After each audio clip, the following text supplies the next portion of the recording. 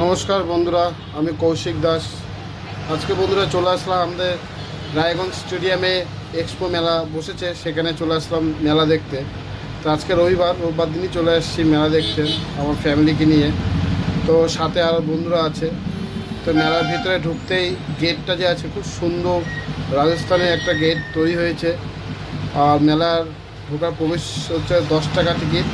তা আসলে সবাইকে পাঁচজন করে 10 টাকা করে কাটতে হবে।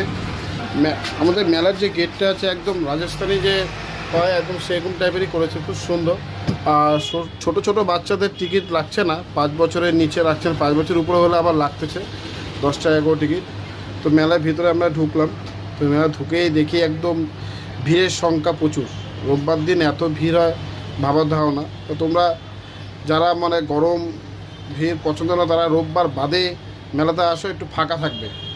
আর বিশেষ করে ছোট শিশুদের নিয়ে রবিবার দিন না আসাই ভালো, এটা আমার সাজেশন। তো বন্ধুরা, মেলার ভিতরটা খুব সুন্দর করে সাজিয়েছে। আর অনেক কিছু আসছে মেলার ভিতরে, নাগরদোলা বলো, ব্রেক ডান্স বলো, নৌকা বলো, আরও বিভিন্ন ধরনের। তো আমার একটা নতুন নতুন জিনিস মনে হলো, সেটা আমি ভিডিওতে রাখছি, সেটাও দেখতেছি। আমার চড়ার ইচ্ছা ছিল, কিন্তু ভাবছি চলবো কি চলবে না, কিন্তু লাস্টে আর চললাম না। কেন, দেখার পর সাহসটা ভেঙে গেল, মাথা ঘুরে পড়বে সেই ভয়। তো বন্ধুরা সবাই দেখো, মেলাতে আসলাম, খাওয়া দাওয়া করলাম, মেলার বাইরেও গিয়ে আমরা খাওয়া দাওয়া করলাম। ঠিক আছে বন্ধুরা,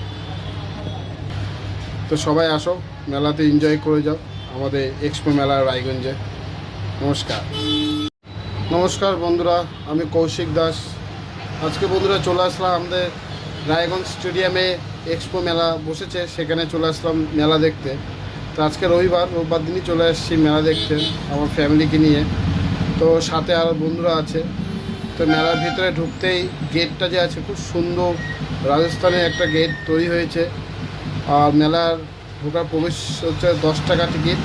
তা আসলে সবাইকে পাঁচজন করে 10 টাকা করে কাটতে হবে। আমাদের মেলার যে গেটটা আছে একদম রাজস্থানী যে হয়, একদম সেরকম টাইপেরই করেছে, খুব সুন্দর।